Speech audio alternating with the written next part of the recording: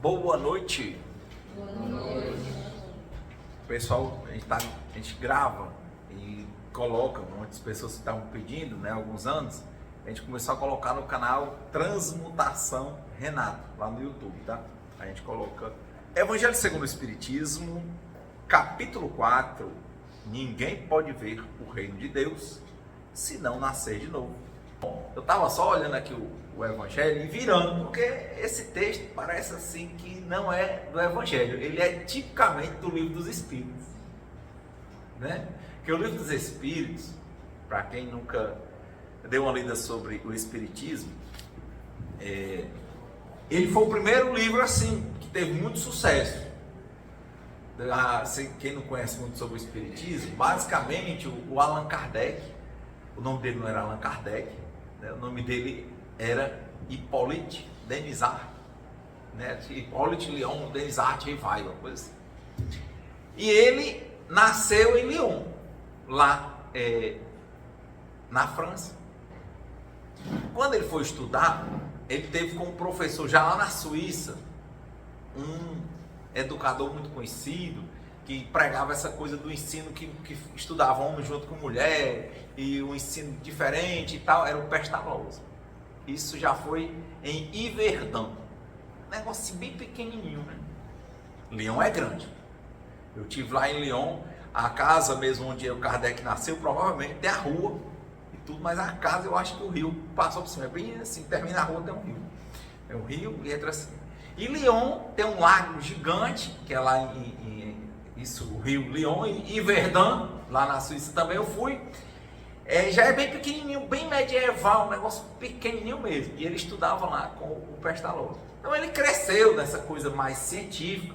Esse período entre 1857 é engraçado, né, que é o ano da publicação do Livro dos Espíritos, mas também é o ano que dá início a um momento literário, né, que é o realismo. O Madame Bovary do Gustave Flaubert também foi publicado nessa data, também lá em Paris. Quer dizer, a efervescência lá em Paris pela ideia de ciência, né? Esse pessoal que estudou e fez faculdade tem essa coisa de delimitar cada área como uma ciência. Então eles queriam delimitar as coisas. E o Kardec, como ele era da matemática, ele era contador, ele era da gramática, ele já tinha livros publicados com esse nome. Então o Kardec, quando viu que estava em voga muita gente, essa era a maior moda de noite, o pessoal ia assistir os espetáculos que eram as mesas girantes. E ele achou que era um ponto bom de estudo científico.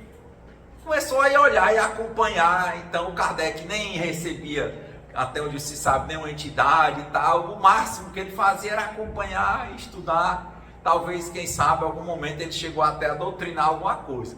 Mas, em verdade, ele só acompanhava, estudava e sistematizava. Por isso que, para não misturar as obras, depois que ele começou a fazer esse estudo, a acompanhar as mesas, ele viu que era comum, separou um método científico e viu que aquilo ali era realidade. Não, do mesmo jeito que nasceu o realismo, ele quis mostrar que o Espiritismo era uma realidade científica.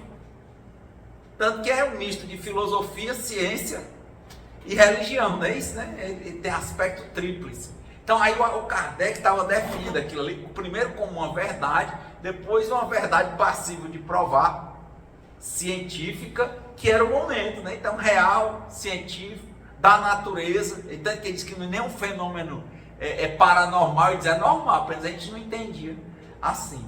Então começa, né, nesse período Kardec, numa mesa de comunicação, disseram que o nome dele em um momento nas encarnações dele tinha sido Allan Kardec. Então, para não confundir as publicações do professor Hippolyte, ele lança o Livro dos Espíritos com o nome Allan Kardec, para não confundir. E aí começa uma obra.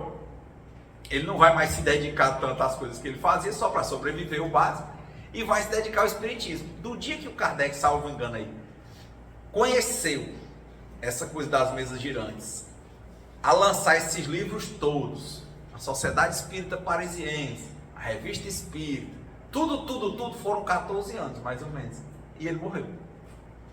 Então, em 14 anos, ele startou tudo isso, por isso que ele é conhecido como o codificador, porque ele foi botar num código. É isso aí.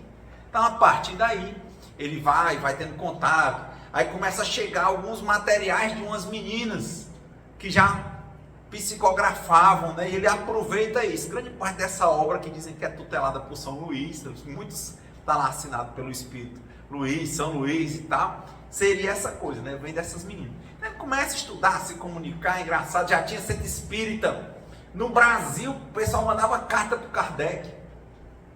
Então, por isso que eu estou dizendo que quando eu estava lendo essa parte, como o Evangelho segundo o Espiritismo é uma obra focada na reforma íntima, quando a gente pega uma parte dele que está muito técnica, descritiva, a gente jura que está lendo o Livro dos Espíritos, certo? Então, só para a gente começar a entender, porque quem está lendo, quem pegou o livro para ler do começo ao fim, vai estranhar algumas partes, porque a parte que é mais científica, que é mais de explicar o que é o Livro dos Espíritos. É a mesma coisa, se você for ler o Céu e o Inferno, parece uma tese de doutorado, ele fica tentando provar e uma tese, e aí prova para lá, mostra para cá, não é a mesma linha. Então, quando você pega mesmo, acho que os grandes livros aqui, na minha impressão, né, que eu mais me identifiquei, foi o Livro dos Espíritos.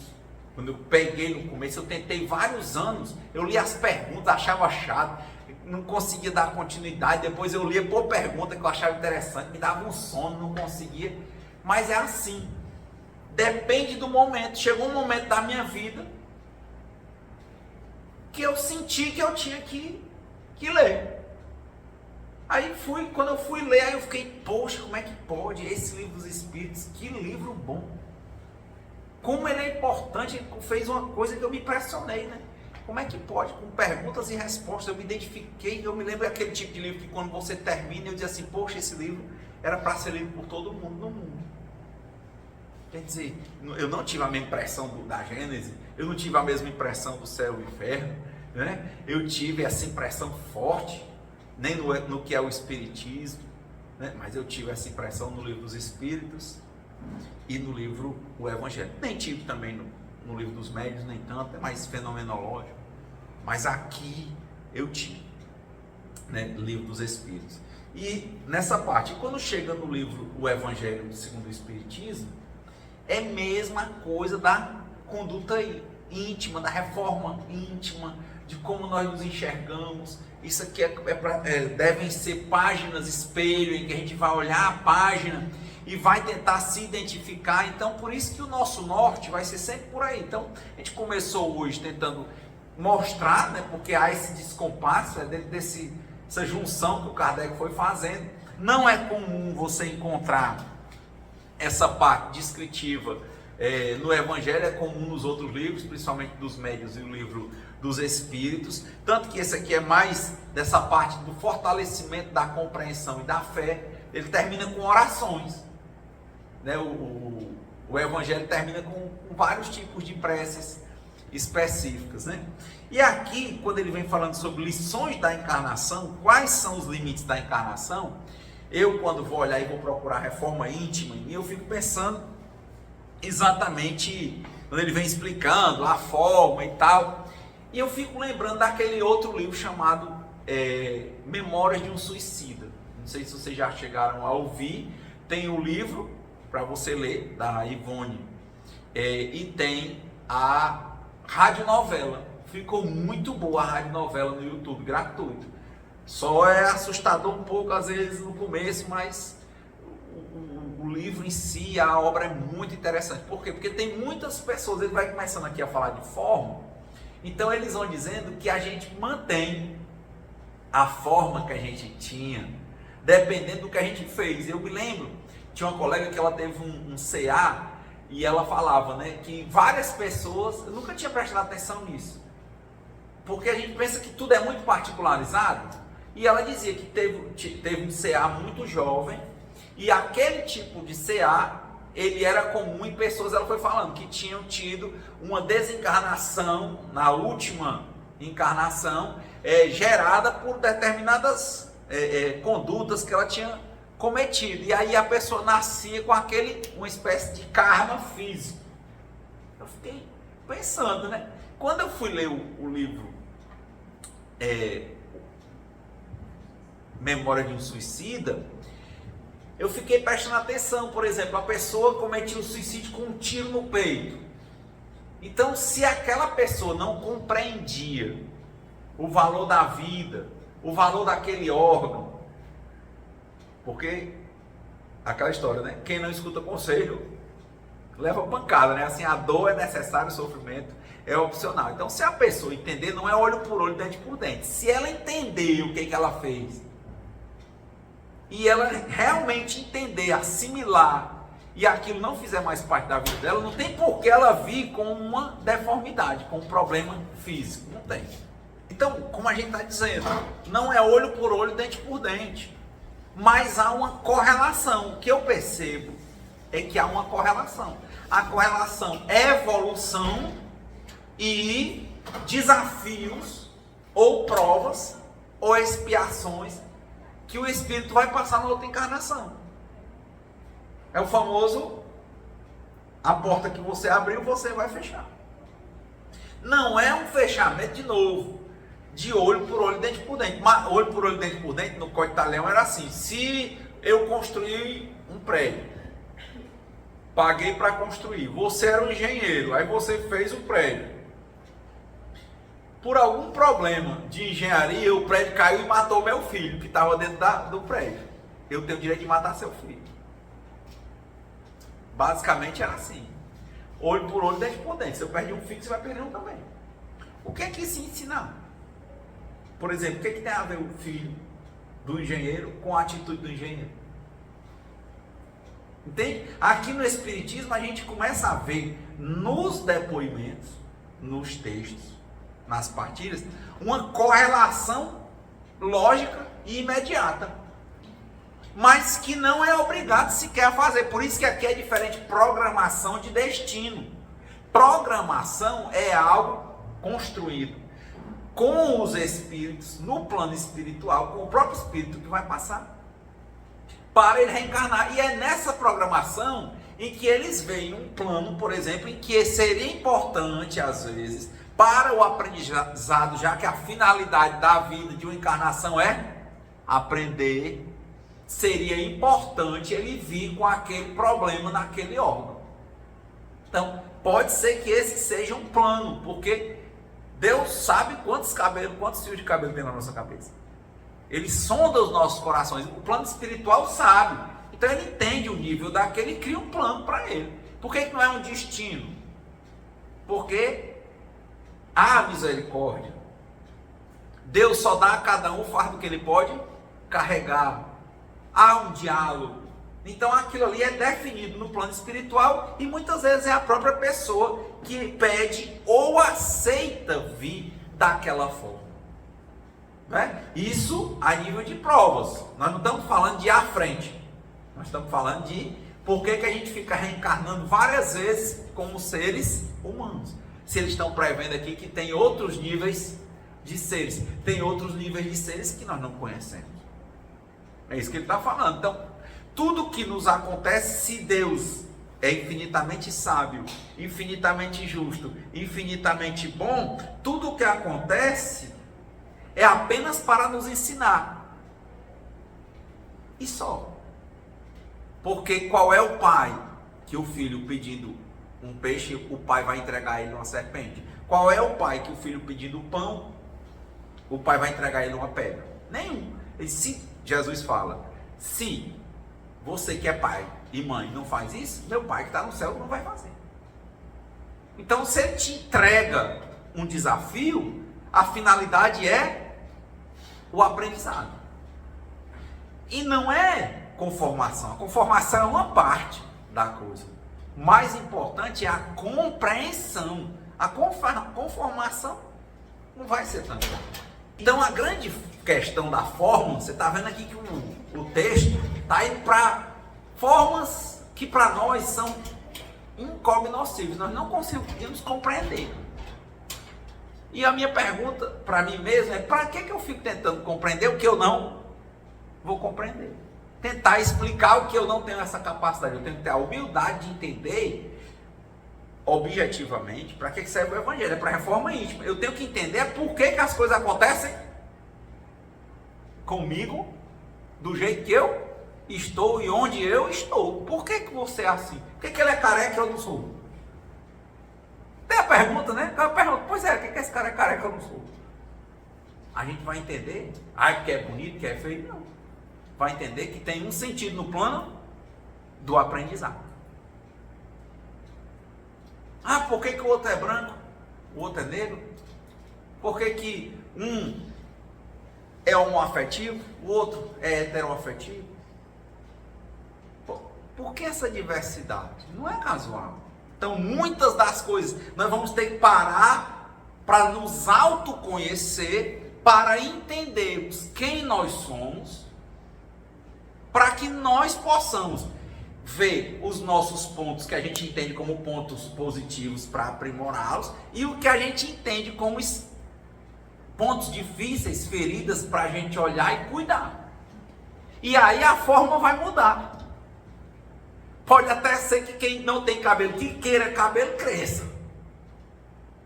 Agora, às vezes a pergunta é, mas no final das contas, tem um impacto muito grande em determinada sociedade, o cabelo branco, ou se ter cabelo, ou menos cabelo, ou barba ou não barba, mas a nível de aprendizado pode ser que em algum momento aquela pessoa diga, isso não me faz falta, ou me faz bem. Ela aprende a conviver com aquilo.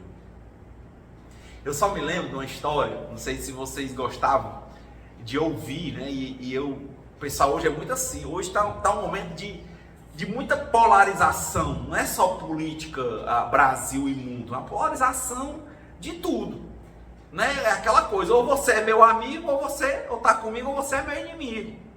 Ninguém fica, como o Paulo disse, vê tudo e retende o que é bom. A maioria das pessoas, e se a gente não prestar atenção, a gente está nesse meio, lógico, somos pessoas, né? E recaímos e temos dificuldades. A pessoa não quer, se a pessoa disser uma coisa que ela não gosta, já vai logo para o cancelamento. Não é assim, né? A política do cancelamento. Não, então o Renato disse isso, mas poxa, se nem Jesus agradou a todo mundo, se nós estamos num plano de aperfeiçoamento, de restauração, né? De reforma íntima, como é que isso vai acontecer? E pode ser que eu te machuque num ponto exatamente em que eu não te machuquei, mas na verdade havia uma ferida. Havia uma ferida. Apenas você não queria ver. Às vezes você viu a ferida, tocou nela e doeu. Bom, machucou. Eu não machuquei. Às vezes é isso. A gente acha que uma pessoa está machucando a gente, mas a gente não queria enxergar que a gente já estava ferido. Esse é um ponto. Não é? Então, o que eu ia dizer disso? Né? Porque o pessoal hoje está nessa. Né? Rapaz, vai ler Monteiro Lobato. Não lê Monteiro Lobato porque a questão, o tempo dele de escravo. Aí o pessoal, por que vai falar de escravo? Né? Assim, aí, não pode mais ler Monteiro Lobato. Não, vamos ler Machado de Assis. Não pode porque isso aí que não é politicamente saudável. Não é e tal. Bom, de novo, né? Eu prefiro a coisa do ver tudo e retende o que é bom. Né? E se for para julgar alguma coisa, absolve. Porque deixa Deus tomar de conta. Então, no Monteiro Lobato, olhando para o lado bom, né, das coisas interessantes, tem uma história. O primeiro livro do Monteiro Lobato para crianças, ressalvado engano, é Reinação de Narizinho. Não sei se vocês assistiram, né? Que era Narizinho, né? No reino das águas claras, que ela conhecia o peixe, né? O príncipe peixe, e ela ia lá para o reino das águas claras, e quando chegava lá, o rei queria casar com ela, e ela tinha que ir para o baile do rei, tinha uma festa, né? Um baile imenso, e tinha que fazer um vestido para Narizinho lá no reino das águas claras. Alguém lembra dessa história, do sítio do Pica-Pau Amarelo? Que o rei Nação de Narizinho depois foi virar um dos episódios do sítio do Pica-Pau Amarelo. E lá, quando é para ajeitar a roupa da Narizinho, quem é que o rei, né, o príncipe lá das águas claras, chama para fazer a roupa da Narizinho? Ele chama a Dona Aranha e as suas filhas. Por quê? Porque uma aranha faz o quê? Tece teias. Então, elas são as melhores costureiras, cozedeiras, né, do reino das águas claras. E aí, gente, ela faz com amor, que ela sempre fazia teia. O que a aranha faz, né? Teia. Ela fez aquele vestido lindo e desenhou e costurou e coseu e fez o pano, fez tudo. É o vestido, de fato, a coisa ficou assim, aquele deslumbre o vestido. Você imagina, principalmente as mulheres que gostam de vestido, você chegar numa coisa assim e dizer assim, poxa, esse vestido aqui ninguém tem, esse vestido aqui é lindo mesmo, eu arrasei, sabe? E todo mundo, você passa aí, poxa, como você tá linda. Foi isso que aconteceu. Arrasou, né? Literalmente. Onde é que eu compro? Não tem. Foi feito pela dona Aranha. Como é que eu consigo? Não tem. É só ela não consegue repetir. Só tem o meu. Então causou um impacto. Foi um vestido tão bonito, tão lindo. Bom, aí ela fez esse vestido. O que é encantador da obra? Que todo mundo foi falar com a dona Aranha, só que na mesma hora se apresentou no Rei das Águas Claras uma fada.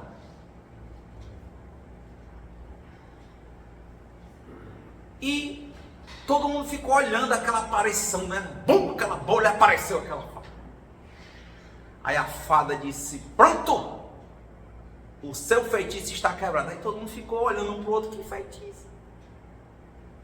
Aí ela foi contar a história da dona Aranha. Essa senhora aí, essa forma de aranha. Tinha até um filme, né? Que era um monte de aranha. Vocês queriam um monte de aranha com vocês hoje de noite? Não, né?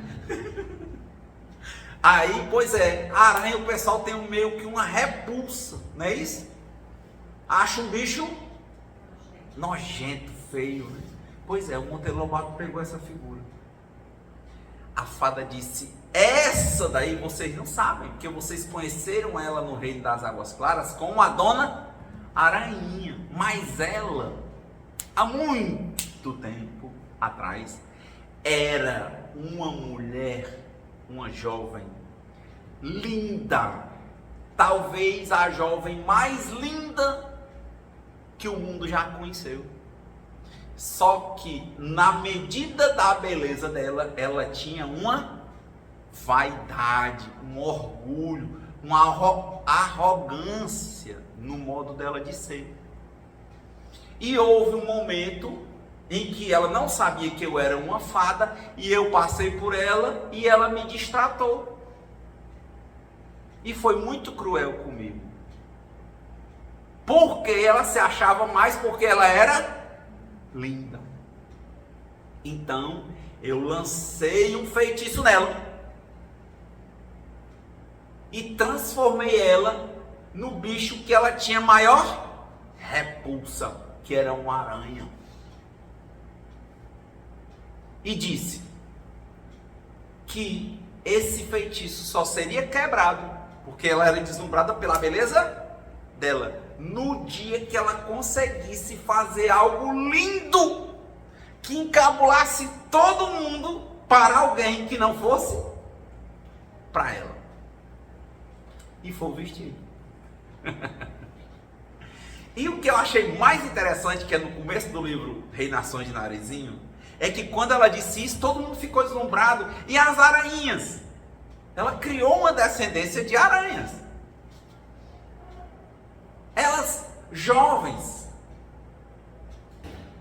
naquele momento não tinham tanta maturidade. E ficaram naquela, sem saber o que era, né? Só se conheciam como aranhas. Mas todo mundo imaginou, querendo ver como é que a dona Aranha ia ficar, retornando à natureza dela, de uma mulher linda. E aí a dona Aranha se manifesta e diz, olha, eu sofri muito com isso. Eu passei muito tempo chorando, escondida, muito tempo com ódio da senhora. Muito tempo. Tanto tempo. Pensei em morrer. Mas eu continuava. Até que um dia eu comecei a fazer roupas. Achei um lugar, um sentido na vida. Constituí família. Olha aí as aranhinhas. Montei esse negócio. Todas estão comigo. E já faz muito tempo. Eu nem lembrava mais que eu um dia não tinha sido uma aranha. Então, nessa forma, eu acabei descobrindo o verdadeiro sentido da vida. E eu gosto muito de fazer o que eu faço. E aprendi a gostar de ser como e quem eu sou. Se as aranhas quiserem, elas podem tomar a forma humana. Mas eu quero continuar como eu estou. Então, quer dizer, você abre um livro e eu fico pensando, poxa, eu deveria ler mais Monteiro Lobato, porque é uma história muito interessante. Porque quando nós estamos nos observando sobre Reforma Íntima, a gente acha sempre que mais bonito é o jardim do outro. A gente vê um negócio desse, fica querendo entender a forma e já pensa assim, a gente voando, nós sendo anjos, voando maneirinho, voando sem asa. Quando a gente tem um turbilhão de emoções para ver, de feridas para cuidar e de lugar no mundo para o qual nós somos feitos, que a gente deveria ocupar e não ocupa. Aí, 100%. Está longe. Vive querendo viver a vida dos outros. Vive querendo achar melhor o que é do outro. Vive querendo ser o que não é. Se é careca, quer cabelo. Se tem cabelo, quer mudar. Se fica com o cabelo branco, quer pintar de preto. Se é preto, pinta de azul. Se o cabelo é cacheado, faz uma prancha. Se o cabelo é liso, manda cachear. Se tem alguém legal na vida da gente, a gente desvaloriza e fica procurando quem é, nos rejeita. Ou não existe isso? Somos mais grosseiros com os nossos pais, principalmente quando os pais são mais carinhosos. Deixamos eles sozinhos para ir atrás de qualquer um que nos distrai. Esse evangelho, olha, ninguém pode ver o reino de Deus se não nascer de novo. O que aconteceu com a dona Aranha? De mulher linda para uma aranha, nasceu de novo.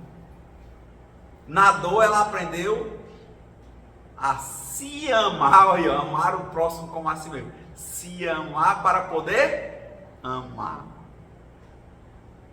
Nasceu de novo. Nasceu de novo.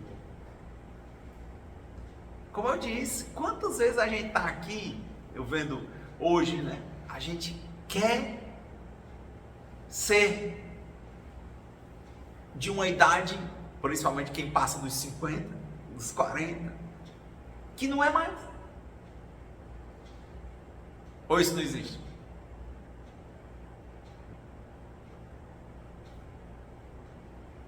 Querendo mudar o que é imutável. Dor, velhice, doença e morte.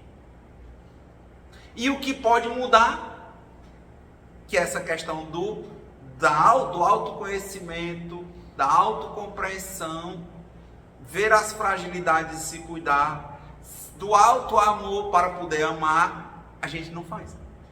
Leva o tempo buscando uma ideia de agradar a opinião que a gente acha que os outros têm. Pode até não ser a opinião dos outros. A gente criou uma crença que acha que eles acham a gente bonita daquele jeito.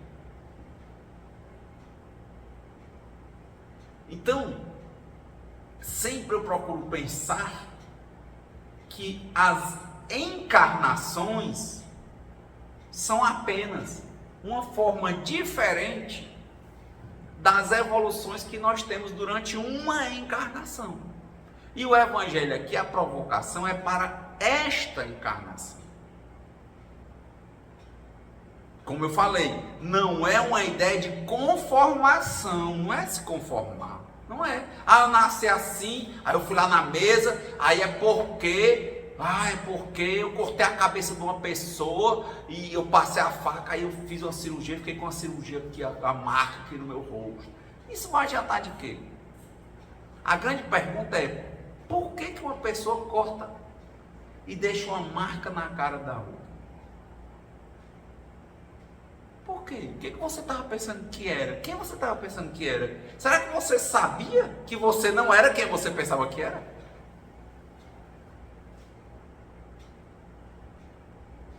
Porque talvez se você tivesse entendido, se você entendesse o valor, se talvez acontecesse com seu filho, com você dizia assim, poxa, como é que uma pessoa faz isso? Você não fazia mais. Você nunca teria feito, mas você fez. Então você precisa compreender. Você precisa compreender. O que te leva a fazer isso? Por que, a pergunta, por que eu não me amo como eu deveria? Por que você não se ama como você deveria? Eu terminei de ler o livro do Comedores Compulsivos Anônimos, muitos depoimentos, eu acho que quase todos os depoimentos, a pessoa que tinha problema com a alimentação, seja para ser peso muito acima ou anoréxico, peso muito abaixo, a pessoa dizia que não se amava, ela não gostava dela. E se isolava, ela não gostava da imagem dela. E ela respondia sempre assim, com alimento, ou de mais ou de menos. Então era impressionante, eu nunca imaginei que grande parte dos depoimentos ia entrar nessa de que a pessoa, no fundo, ela não se gostava. Até um caso de uma mulher que ela passou por um assédio sexual na infância, ela disse que ela sentia aquela dor, ela se sentia culpada, mas ela não tinha culpa de nada. Como é que você tem culpa? Ela não tinha culpa, mas para você ver, ela não queria ver aquilo, ela escondia aquilo dela própria e das pessoas, e ela comia, porque quando ela sentia culpa, ela sentia aquele prazer de comer, a comida não dá um prazer, então ela comia. E depois também comer para ela não virou só um prazer, virou uma defesa, ela comia para ficar com uma aparência que as pessoas não iam olhar para ela, e ela usava roupa sempre maior do que o corpo, porque era uma proteção. Tá vendo? Comida era tudo menos comida. Comida simplesmente é um alimento, gente. Mas a pessoa misturou ela com as emoções. Poxa, não era melhor ela se olhar, ver a ferida e cuidar? É uma vida inteira em que aquela pessoa está lutando para não enxergar quem ela é, para não cuidar dos problemas que ela tem e vivendo uma vida que não é a vida para a qual ela foi criada, gente. Porque tanto faz comer quanto ficar buscando qualquer tipo de alucinógeno, o sexo descontrolado, qualquer um. Por que você está tão impaciente? Por que você não consegue ficar de boa com você? Por que ficar de boa tem que ser bêbado, drogado, numa orgia no meio do mundo? Por que você primeiro não consegue ficar de boa com você? E a grande pergunta, será que você estando de boa com você, se amando, você quer ir fazer isso aí? Talvez não. É a história da dona Aranha. Será que quando você estiver de boa, você quer? Pense às vezes que você foi para Esbórnia. O que você estava sentindo? Se você estava se sentindo bem com você, ou se você não estava se sentindo bem com você e foi uma fuga. Aí tem que ter uma honestidade absoluta de quem para com quem, de você para com você mesmo. Eu posso dizer da minha vivência, a minha vivência era essa. Normalmente eu não estava à vontade comigo. E hoje eu vejo claramente como fuga. É muito importante ficar, o vigiar e orar, se olhar se você está bem. Você está bem com você? Você está ocupando o seu espaço 100%? Ele é 100% seu.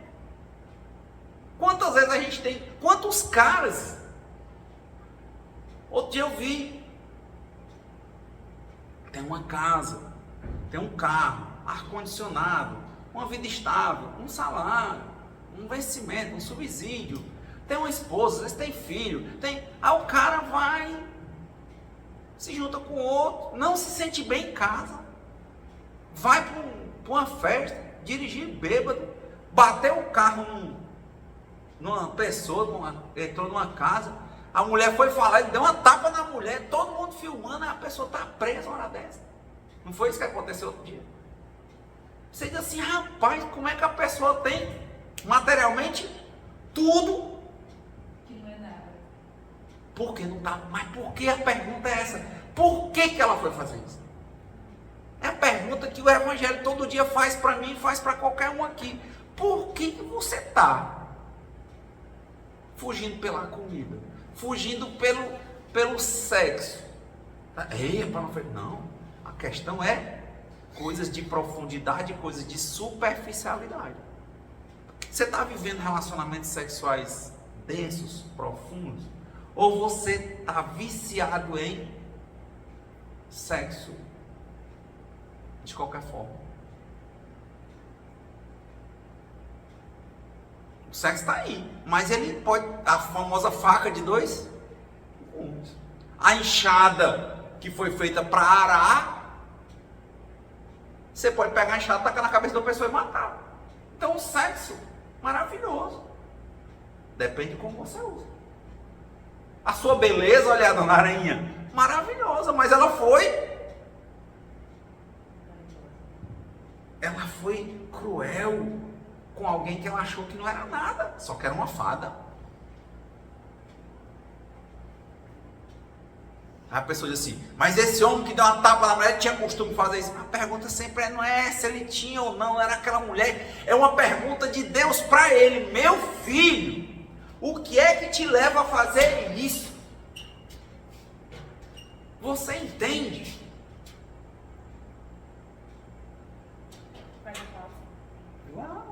Não, corta depois. Foi boa ideia nas próximas, eu vou dar pausa. Vai muito tempo cortando isso. Não, editar é que dá trabalho, dar pausa é mais fácil. Pedro Menezes, Apolo,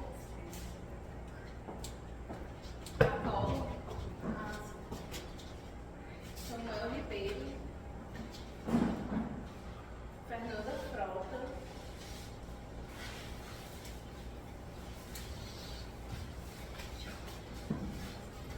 Roger Frota também, e Saulo de Azevedo. Saulo de Azevedo. Agora foi. Deu certo. Mas alguém? Pronto. Então, é a pergunta que eu hoje deixo Deus me fazer. Renato, que impaciência é essa? Quando eu estou impaciente, nós botamos, vamos botar não sei o que aqui, não fica não, minha cabeça está longe. Precisa muitas vezes eu mesmo olhar para mim e dizer assim, ei Renato, o que está vendo? Calma. Olhe, você não vai me pedir de sair. Peraí, não estou querendo primeiro, eu não estou querendo te pedir de fazer nada. Não, eu quero é sexo, eu quero droga, eu quero bebida, eu quero sair, Calma. Depois, você pode ir. Mas peraí, o que é que está acontecendo? Vocês se perguntam? Eu não me perguntava, eu só ia. Hoje eu me pergunto, o que está acontecendo? Eu digo para mim mesmo, o que está acontecendo? E digo, eu vou para onde eu quiser, faço o que eu quiser. Mas hoje eu paro e me pergunto, o que é que está acontecendo? E quando eu paro com sinceridade e me pergunto o que é que está acontecendo, sabe o que acontece? Quando eu começo a enxergar, eu não vou mais. Eu não tenho mais vontade.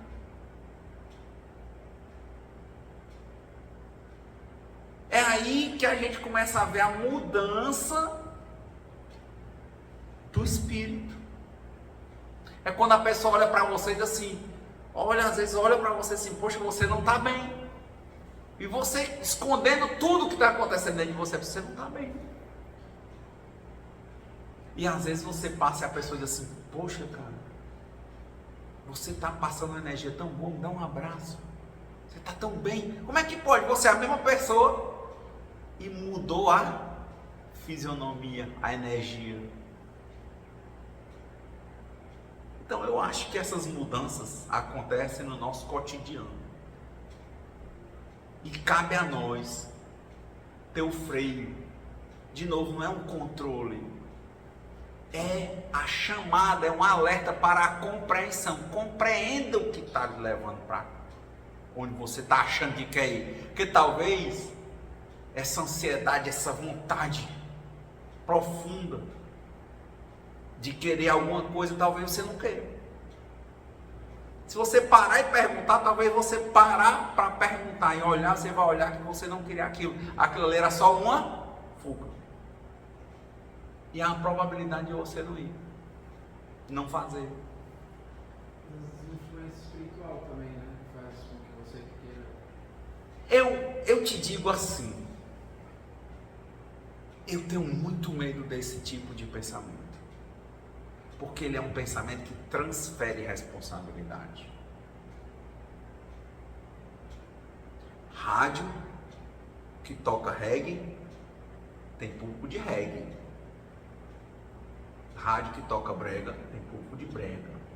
Espíritos trabalham por sintonia. Se alguém é porque você está sintonizado. Eu acho melhor a expressão auto-obsessão do que dizer que a culpa é da obsessão. Eu tenho muito, sabe, a pessoa chega aqui, peraí, cara, e a tua parte? Você está em sintonia de novo, não vai. Já botou um funk desses bem erótico aí para tua mãe ouvir? Ela gosta? Gosta? A mãe de vocês gosta? Não é nem a pau, que liga isso aí, menina, não. Assim é um espírito. Energia boa atrai energia boa, energia difícil atrai energia difícil. Quer fumar? Os fumantes tudo encostam em ti, não quer. Eles dizem, esse bicho fuma não. Estou doido para fumar e não fumo. Não atrás de outro que fuma. Como é que eu vou chegar aqui e dizer que é porque um espírito... Melhor eu olhar para mim e dizer assim, peraí, não estou negando que existe influência espiritual, estou dizendo é que o primeiro espírito que existe sou eu, e que eu atraio, e se eu mudar a sintonia, eu afasto. Por isso que eu estou falando que essa pergunta ela é importante. Meu filho, o que é que está acontecendo? Para, vê, calma, o que está vendo? Que impaciência é essa? E muitas vezes você não quer o que você diz que quer. Você quer fugir de uma coisa que você não quer ver. Então, dado o horário, eu gosto muito dessas reflexões. Eu tenho muita responsabilidade. Lógico que, acima de tudo, vem Deus. Mas Deus está ali toda hora que você quiser. Mude a sintonia que Ele está lá. Por isso que eu digo, eu deixo que Deus me pergunte por quê. Porque Ele está do meu lado direto, mas eu não quero ouvir. Quando Ele está mais alto, eu vou para um som mais batido, para ele não ouvir de jeito nenhum. Vou ficar mais doido para ele não escutar o que Ele está dizendo. Peraí, vou deixar o Senhor entrar, né? A música, né? Aquela da Zaqueu, entra na minha casa, entra na minha vida, vem, Senhor, entra. Depois que o senhor entrar, se eu for para qualquer canto, o senhor vai comigo? Você nem vai nada. Mas você tem medo na hora que você está na fissura de querer sequer perguntar. Eu lá quero que Deus menos veja. Eu lá quero que Ele vá comigo. Então, que Deus nos conceda a serenidade necessária para aceitarmos as coisas que nós não podemos modificar, coragem para modificarmos aquelas que nós podemos e sabedoria para reconhecermos a diferença de umas das outras, e que seja sempre feita a vontade de Deus antes da nossa, mas nós não nos esquivemos de fazer a nossa parte. Muita paz e boa semana.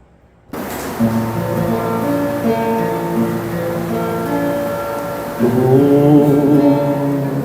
te haverás da praia,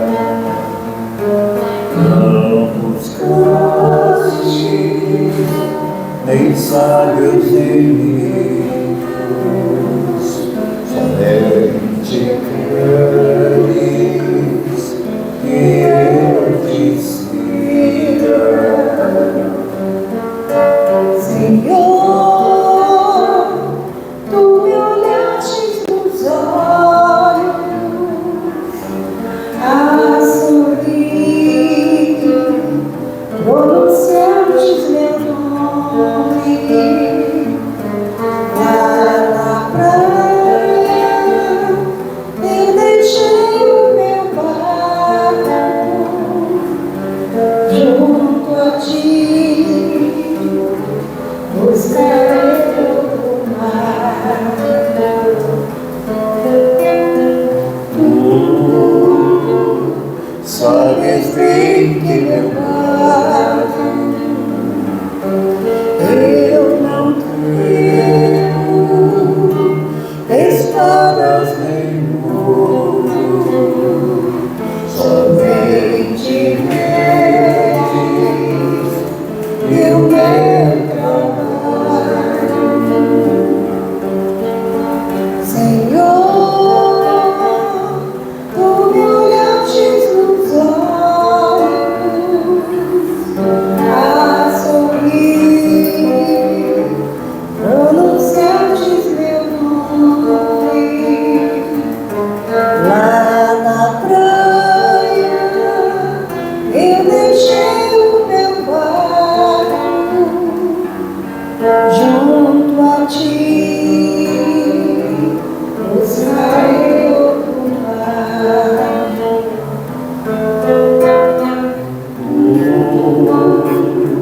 Minhas canções secas,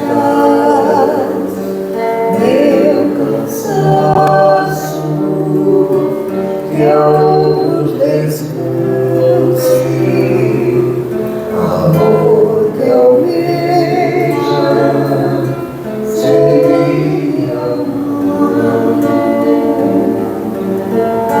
Senhor, tu me olhastes nos olhos,